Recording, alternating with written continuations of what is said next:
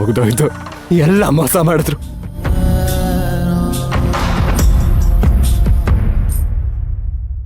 ಹೆಜ್ಜೆ ಹೆಜ್ಜೆಗೂ ಹೊಂಚಾಕುತ್ತೈತೆ ಮೋಸ ಅನ್ನೋ ಮಾಯೆ.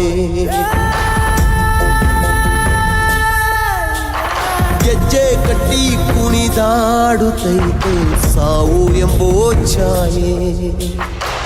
ಕೆಡುಕಿನ ಜನಗಳ ಭೋರ್ಗರೆತ ಎತ್ತಣ ಹೊಯ್ದಿದೆ ಈ ಸೆಳೆತ.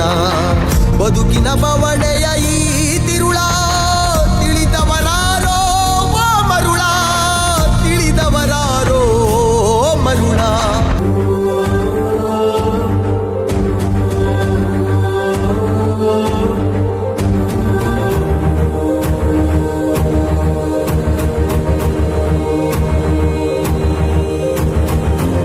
ಧ್ರುವ ಅವರೇ, ನಾನು ನಿರ್ಧಾರ ಮಾಡಾಯ್ತು. ಇನ್ಮೇಲಿಂದ ನಾನು ಆ ಗಾರ್ಮೆಂಟ್ಸ್ ಕೆಲ್ಸಕ್ಕೆ ಹೋಗಲ್ಲ. ನನಗೆ ಬೇರೆ ಕಡೆ ಎಲ್ಲಾದ್ರೂ ಕೆಲ್ಸಕ್ಕೆ ಹುಡುಕಿ.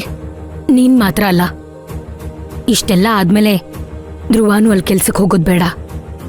ಮಗ್ನೆ, ನೀನ್ ಬೇರೆ ಕಡೆ ಕೆಲಸ ಹುಡ್ಕೊಳ್ಳೋ. ಸರ್ಸು, ಕೆಲಸ ಏನು ಅಂಗಡಿಲಿ ಸಿಗೋ ತರಕಾರಿನ ಇಲ್ಲಿ ಸಿಗಲ್ಲ ಅಂದ್ರೆ ಇನ್ನೊಂದು ಕಡೆ ಸಿಗೋದಕ್ಕೆ?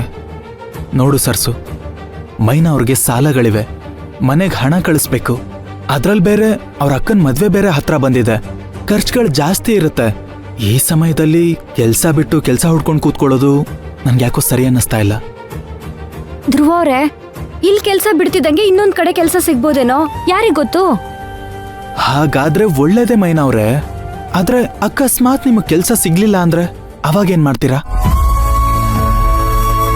ತುಂಬಾ ಹಿಂಸೆ ಆಗುತ್ತೆ, ಅರ್ಥ ಮಾಡ್ಕೊಳ್ಳಿ.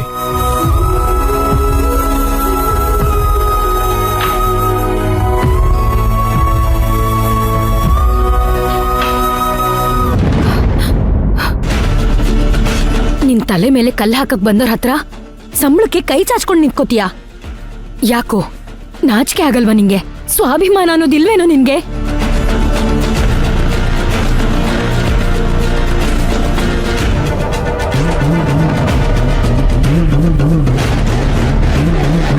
ಹೌದು ಅಣ್ಣ, ಅಮ್ಮ ಹೇಳ್ತಿರೋದು ಸರಿಯಾಗೇ ಇದೆ. ನೀವು ಮತ್ತೆ ಅಲ್ಲಿ ಕೆಲ್ಸಕ್ಕೆ ಹೋದ್ರೆ ಚೆನ್ನಾಗಿರಲ್ಲ. ಅಲ್ಲಿ ಹೋದ್ರೆ ಮರ್ಯಾದಿನೂ ಇರಲ್ಲ. ಅವ್ರು ನಿಮ್ನ ನೋಡೋ ರೀತಿನೇ ಬದಲಾಗಿರುತ್ತೆ.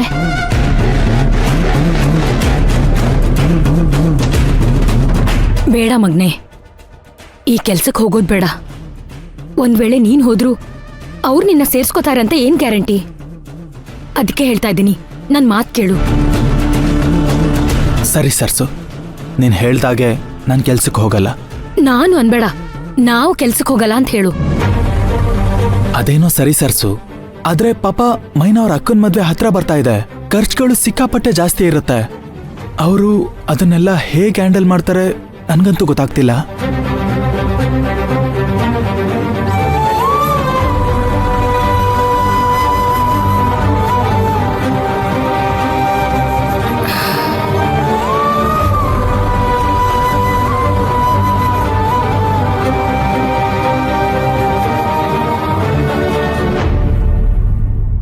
ನೋಡು, ನೀನ್ ಹೆದರ್ಕೋಬೇಡಮ್ಮ.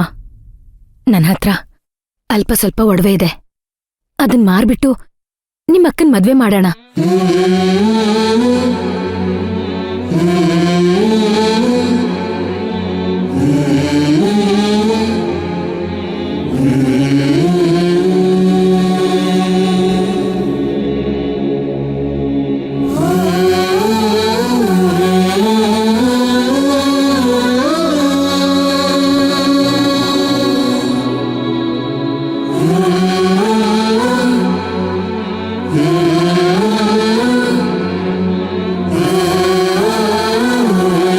ನೀನೇನಕ್ಕೂ ಹೆದರ್ಕೋಬೇಡ, ನಾನ್ ನಿನ್ ಜೊತೆಲಿರ್ತೀನಿ.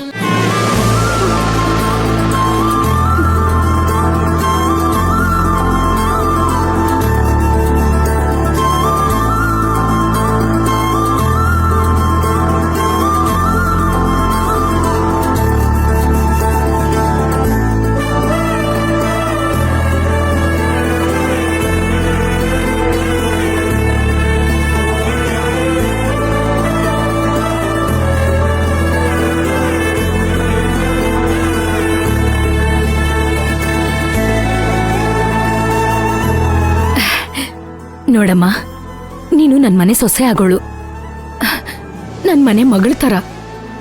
ನಿನ್ನ ಕಷ್ಟಕ್ಕೆ ನಾನಲ್ದೆ ಬೇರೆ ಯಾರಾಗ್ತಾರೆ ಹೇಳು? ಅಮ್ಮ, ನೀವಿಷ್ಟು ಧೈರ್ಯ ಹೇಳಿದ್ರಲ್ವಾ, ಅಷ್ಟು ಸಾಕು. ನನ್ಗೆ 100 ಆನೆ ಬಲ ಬಂದಂಗೆ ಆಗ್ತೈತೆ. ನೀವು ಒಡವೆ ಇಟ್ಟು ಅಕ್ಕನ ಮದ್ವೆ ಮಾಡೋದೇನ್ ಬೇಡ, ನಾನೇ ಏನಾದ್ರೂ ವ್ಯವಸ್ಥೆ ಮಾಡ್ತೀನಿ. ಅದು ನಿನ್ ಧೈರ್ಯ. ಏನು ವ್ಯವಸ್ಥೆ ಆಗ್ಲಿಲ್ಲ ಅಂದ್ರೆ ನನ್ ಒಡವೆ ಇರುತ್ತೆ. ನೀನೇನು ಯೋಚನೆ ಮಾಡ್ಬೇಡ.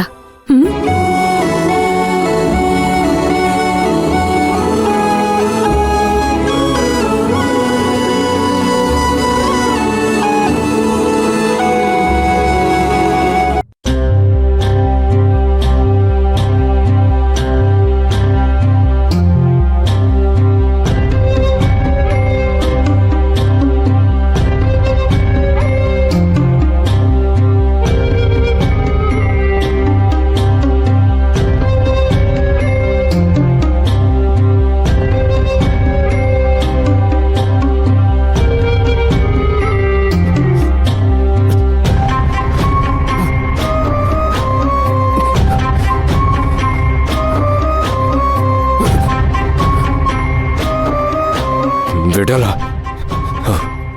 ಅವ್ರಿಬ್ರು ಬಿಡಲ್ಲ. ಮೈನ ನನಗೆ ಮೋಸ ಮಾಡಿಬಿಟ್ರು. ಅವರಿಬ್ರು ಬಿಡಲ್ಲ ಬಿಡಲ್ಲ. ನಾನು ಅಷ್ಟು ನಂಬಿದ್ದೆ, ನನಗೆ ಮೋಸ ಮಾಡಿದ್ರು, ನನಗೆ ಧಮಕಿದ್ರು, ಮಾಡಿದ್ರು. ನಾನು ಸಾಯಿಸ್ಬಿಡ್ತೀನಿ ಡಾಕ್ಟರ್, ಸಾಯಿಸ್ಬಿಡ್ತೀನಿ, ಸಾಯಿಸ್ಬಿಡ್ತೀನಿ. ಬಿಡಲ್ಲ.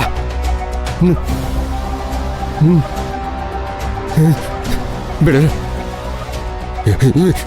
ಯಾರನ್ನು ಬಿಡಲ್ಲ.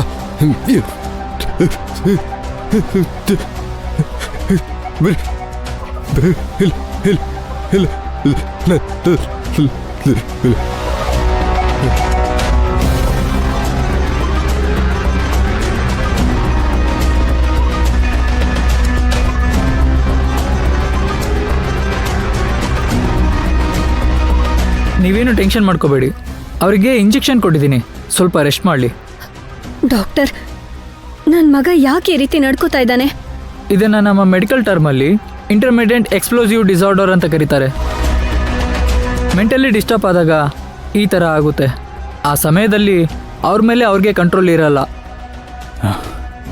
ಡಾಕ್ಟರ್, ಇದಕ್ಕೆ ಟ್ರೀಟ್ಮೆಂಟೇ ಇಲ್ವಾ ಡಾಕ್ಟರ್? ಇದು ಹೇಗೆ ಸರಿ ಹೋಗುತ್ತೆ? ಪರಿಹಾರ ಇಲ್ಲದೆ ಇರೋ ಸಮಸ್ಯೆ ಯಾವುದೂ ಇಲ್ಲ ಸರ್, ಖಂಡಿತ ಕ್ಯೂರ್ ಆಗುತ್ತೆ. ಹಾಗಾದ್ರೆ ದಯವಿಟ್ಟು ನನ್ನ ಮಗನ ಮೊದಲಿನ ಥರ ಆಗೋ ರೀತಿ ಮಾಡಿ ಡಾಕ್ಟರ್. ಅದನ್ನು ಮಾಡಬೇಕಾಗಿರೋದು ನೀವು. ನಾವಾ? ಹಾಂ, ನೀವೇ. ಅರ್ಥ ಆಗ್ಲಿಲ್ಲ. ನಾನು ಆವಾಗಲೇ ಹೇಳ್ದಾಗೆ ಅವ್ರು ಬಲವಾಗಿ ಏನೋ ಆಸೆ ಪಡ್ತಾ ಇದ್ದಾರೆ, ಅದು ಈಡೇರದೇ ಇರೋದಕ್ಕೆ ಈ ಥರ ಆಗಿರೋದು. ಹೌದು ತಾನೇ?